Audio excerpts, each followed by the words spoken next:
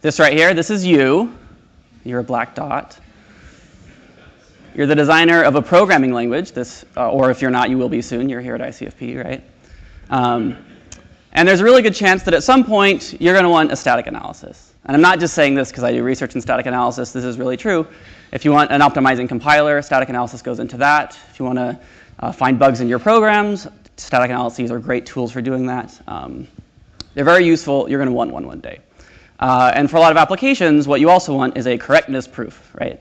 So, and this is just in general, an optimizing compiler, it shouldn't change the meaning of your programs. And if you're doing something, more heavyweight with static analysis, like verifying security properties, that's an important property that you want for your application. So here you are again, and you're tasked with designing these things because you have a new programming language. You can't use off-the-shelf stuff. And so this is what this process looks like of designing the static analysis. You write a bunch of code, you implement your static analyzer, and you go to write your proof and you get stuck. So what this means is you throw away potentially parts or all of your implementation, and you go back to the drawing board and you scratch your head.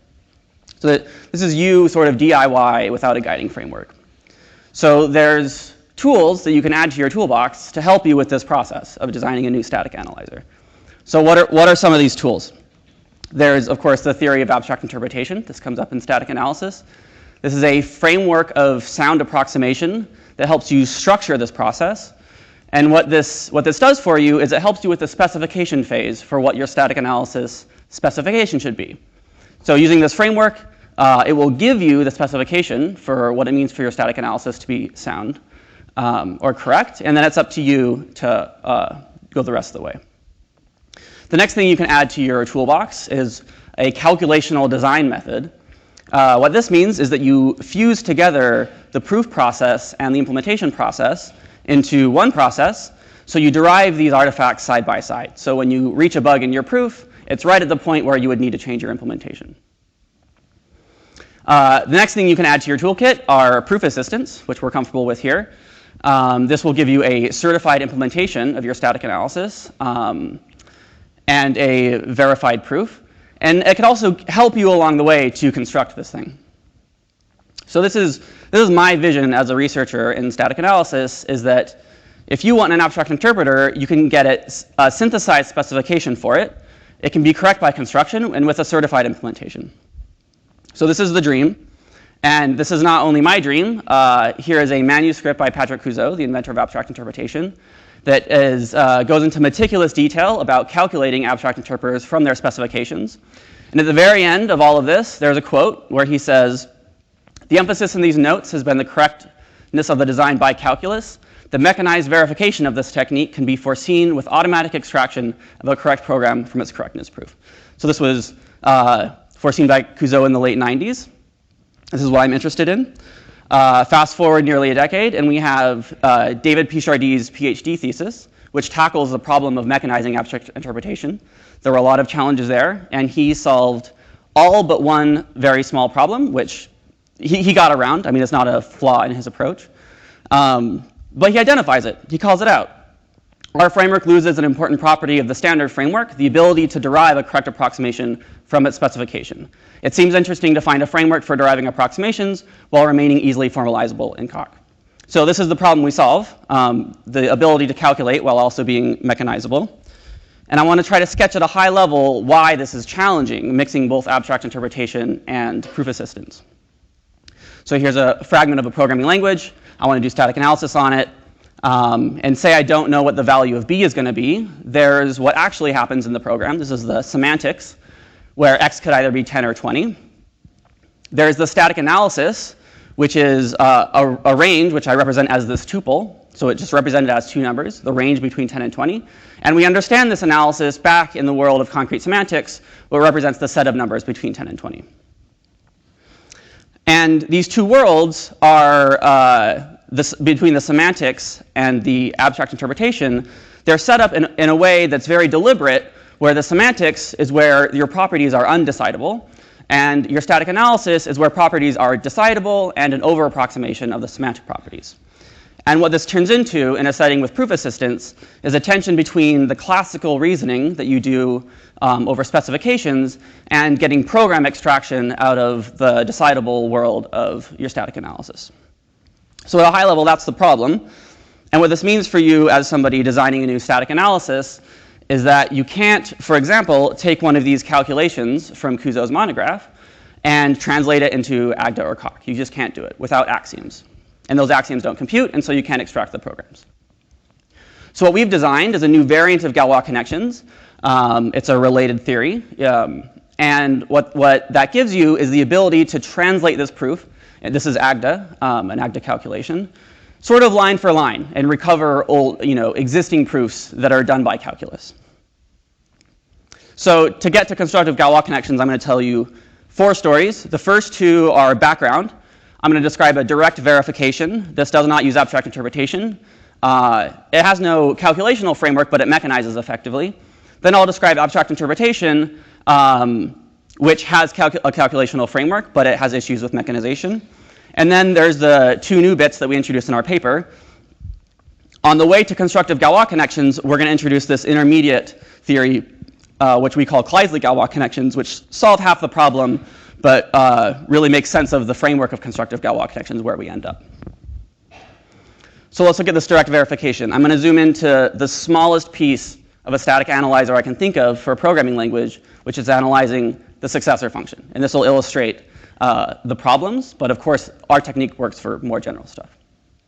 And the simplest analysis I can think of is a parity analysis, a very common simple example. So parities are either even or odd. And a static analysis needs to predict the parity of a number as it passes through the successor function. So this prediction is just the flip function. The successor of an even number is odd, and of an odd number is even. So flip is my stand-in for an abstract interpreter or a static analysis, although we haven't gotten to abstract interpreters yet. Now to justify this, that this is actually a static analysis, we need a meaning function that will interpret what parities mean in the space of numbers. So the meaning of E is a set of even numbers and O is a set of odd numbers.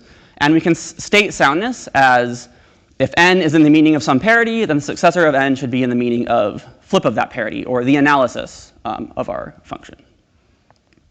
So this is all there is to direct verification. I actually love this world. It mechanizes very effectively. And it's very simple, right? But what you don't get is these X's on the bottom it's kind of, you're not guided towards answers to questions like, is our analysis optimal? How do we derive the implementation of flip directly from the implementation of successor? So how can we go smoothly between these two things? So that's direct verification. That's all there is to it. So abstract interpretation is a little more involved. It starts out with this thing called a Galois connection, which I'll try to describe. So typically you have a concrete semantics or a concrete domain on the left-hand side and an abstract domain on the right-hand side. In our setting, we have sets of numbers as our concrete domain, and we have sets of parities as our abstract domain. And the reason why these need to be power sets, one reason is just so that we can map back and forth. So if we're going to map from a single parity, we get a set of numbers, and then when we map back, we get a set of parities. So Galois connection is the mappings between these two sets. So they call the abstraction function alpha, going from concrete to abstract, and the other direction gamma, going from abstract to concrete. And to be a Galois connection, there's 2 properties that this must have. The first I like to call soundness. So this is a round trip property that says if I follow alpha and then gamma, I must include the set that I started with, but I may have grown, which is really a loss in information. So if I knew a number was 1 and I passed through alpha and gamma, and now I only know that it's odd. The other property I like to call tightness, which is a round trip in the other direction, and it says that you haven't lost any information by following gamma and then alpha. So you may have gone up the lattice but not down. And equivalent to these 2 laws is a single correspondence that I like to read to relate a set of numbers to a set of parities. It's equivalent to relate them through gamma on the right or alpha on the left. So you really could work with either alpha or gamma. So this is how to understand questions like, is a set of parities sound for a set of numbers? You relate them through alpha in this framework. Now we don't have a set of numbers and sets of parities. We're going to end up with these function spaces for successor and flip. So to relate a function, you just pre and post compose alpha and gamma. So let's go back to our setting. Our alpha function is a pointwise lifted parity function over a single number. And our gamma function is a flattened lifting of this meaning function. So the concretization of a set of parities is all the numbers such that for each parity in the set, the number is in the meaning of that parity. And if you're a comfortable functional programmer, you'll recognize that alpha is just the functorial map with the power set functor of this parity computation that's pointwise, and gamma is the monadic extension. And this is actually deep, this correspondence. This observation is what guided us towards a more monadic theory of abstract interpretation, which suggests why can't we just work with the monadic meaning function rather than its extension. So we'll see that in a minute. So here's our alpha and gamma functions. They're between power sets of things, but our successor and flip are still pointwise. So we need to lift them. So this looks like a lot of boilerplate. Why are we doing this? That's a good question, which I'll answer in a second. But using these lifted versions of things, we can now state soundness in a uniform way for any Galois connection. What does it mean for a function to be sound for another? We relate them through alpha and gamma. What this framework also gives us is a systematic way to talk about optimality. So this static analyzer flip is optimal if it's equal to the specification on the left, which indeed it is. Furthermore, I want to talk about this calculational derivation that was so important to Cousot in that monograph. So this optimality proof, the thing on the left is the optimal specification, and the thing on the right is the implementation. Let's derive the implementation from the specification. So this is a chain of equational reasoning where we proceed from the left to the right. So let's do this in one case where P is a singleton set E, so for even parities. So this is the specification for what our analyzer must return. Gamma of E is the set of all even numbers. We're reasoning equationally. The successor of that set is successor of n for even numbers, n. This is the set of odd numbers, and the abstraction of that is the singleton set O. So we've just derived the implementation of flip from the specification. Right, and that's what I mean by this definition equality. So this is what calculation looks like, and I'm going to try to illustrate one more time the challenges in mechanizing this in a proof assistant. What we've really gone from is a specification power set into a constructed power set. And this is, you can imagine you might need classical axioms to sort of pop a specification to construct a value. What I mean more concretely is that in a proof assistant, you would model specifications as undecidable propositions, whereas your algorithm should really work on constructed or finite sets of parities. And mediating this change from specification to constructed is not supported by the standard theory and is what we support in our monadic theory, where we treat these specifications as sort of monadic effects. So there's my overview of abstract interpretation.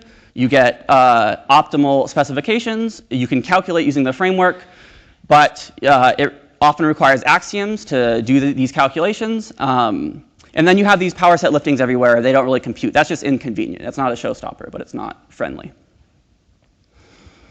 So there's abstract interpretation. I'm going to walk through Kleisli-Galois connections. They're not the solution, but they're the inspiration for the solution. And then I'll get into constructive Galois connections, and I'll instantiate them back to our example analysis. So when we were attacking this problem, it was really this alpha function, which is going from undecidable properties on numbers to a constructed set of parities. That's really what we wanted to do, but you need axioms to do that in type theory. And so we just got rid of them on the left-hand side, right? Now this is now a monadic setup of abstract interpretation where the morphisms aren't functions, they're Kleisli morphisms, they're monadic functions. So that's all we're doing here, is we're dropping to a monadic space of abstract interpretation. And back to this model for specifications that you would encode in Cocker Agda, as a power set is an arrow into prop, you can easily see that this is a relational setup of abstract interpretation. So alpha and gamma are relations, and so is successor and flip. And I'm going to go back to the power set notation, but I encourage you to see these as relations, these monadic power set functions. So let's look at the Galois connection laws we had before. I'm going to rewrite them in a pointwise form. And you saw a similar trick in Eric's talk earlier today, where to turn these pointwise function laws into monadic ones, we rewrite the identity with return and function composition with monadic composition, function composition. So I'll interpret these later when we get to constructive Galois connection world. And then for soundness laws, we also just flip composition into Kleisli composition. So these are Kleisli Galois connections. They support talking about optimal specifications, just like the standard framework. You can calculate with them. They don't require axioms when you put them in a proof assistant, but these definitions are still relations. They don't really compute the way you would want them to.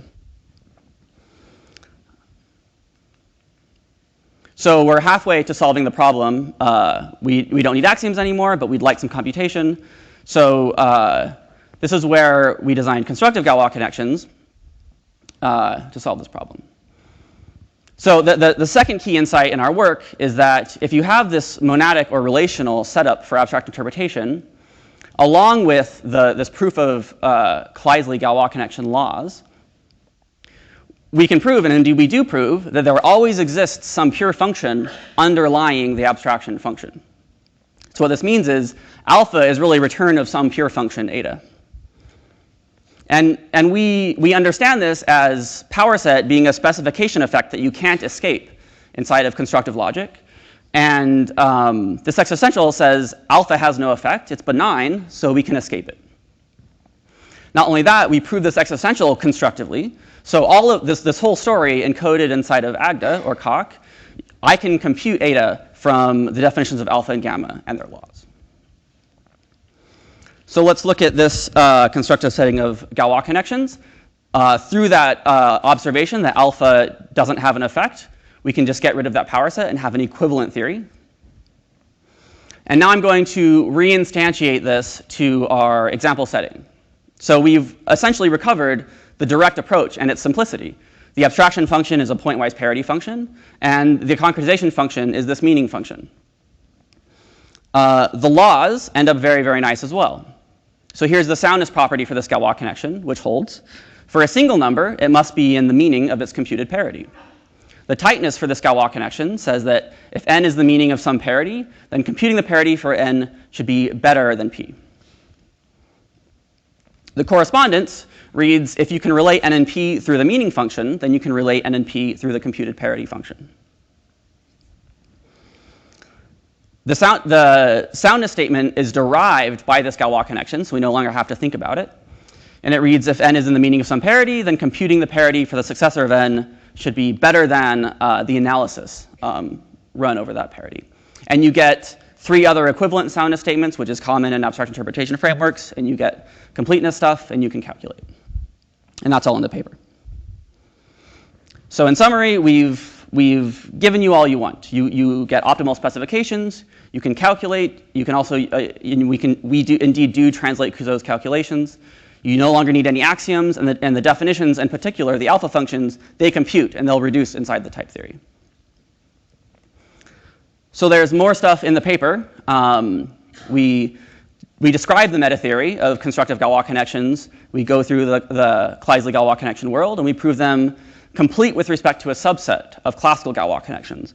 And what that means is if you see a constructive Galois connection in something you're working with, you gain no expressive power by working in classical land. You may as well work in the lowered and simplified constructive Galois connection world. And you can lift those back to interact with classical Galois connections, which aren't constructive ones.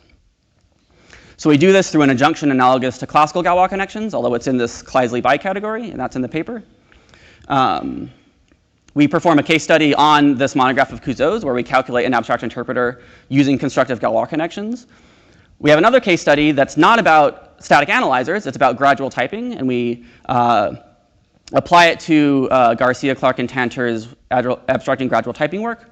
We verify a gradual type system using constructive Galois connections, and it's not executable, but the proofs are still simpler because of this constructive setting. And we've observed that most or many Galois connections that people use in practice are of this simpler constructive form. The message is that our theory lets you compute derive sound, optimal, and computable abstract interpreters by construction. And the meta theory and all these case studies are verified in AGDA. So that's the end of my talk. The takeaway is that if you see the structure anywhere in something that you're working with, there's a Galois connection, and there's a very simple one, and you can work with it very easily. The correspondence is also very simple and very nice. You can calculate with this theory, and it works very well for mechanization. That's all I have. Thank you.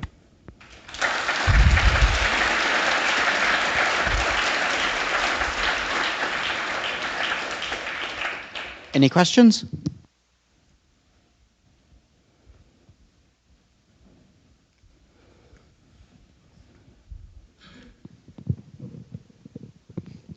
Phil Wadler, University of Edinburgh. That was incredibly nice. Thank you. The content and the presentation. One of the points you made was about axioms, and that went by me. I didn't understand where the axioms came in and how your technique got rid of them. So I was wondering if you could just explain that again, because I was a bit slow for that. Yeah, it is subtle, and I glossed over it intentionally. There's more discussion in the paper, and but I'll try to repeat. So it's in moving between these two worlds, where one is really there are undecidable predicates, and the other is has programs in it that you want to extract, right? Mm-hmm. And the alpha function needs to move you from one to the other, and you need things like choice to decide properties that are in this undecidable world, so that you can construct an element. So yeah, you need things like axioms of choice. Okay. Or the alpha function. I'll look at the paper then. That's fair enough. I did want to ask another question. So you clearly established that there are times when you have a Galois connection and you can simplify it in this way, and that's great. One thing that I didn't follow from what you were saying is, does this work for every possible Galois connection or just for a family of them? And if it's a family, have you characterized what family? Yeah, we have characterized the family. I don't think we've semantically characterized the family. We've characterized it as those that can be lifted from constructive ones. But the reason why that's still a useful characterization is we can lower proofs from classical world if the constructive Galois connection can be lifted. So we do have a completeness result for that subset. Right, you mentioned that. Yeah, and but absolutely not all classical Galois connections are constructive. So one example is independent attributes, which splits a relation into a pair of predicates. And we actually use that Galois connection in some of our derivations, but we arrive at something computable because of the constructive framework. So they're compatible, and we actually use them side by side. Okay. Any other questions?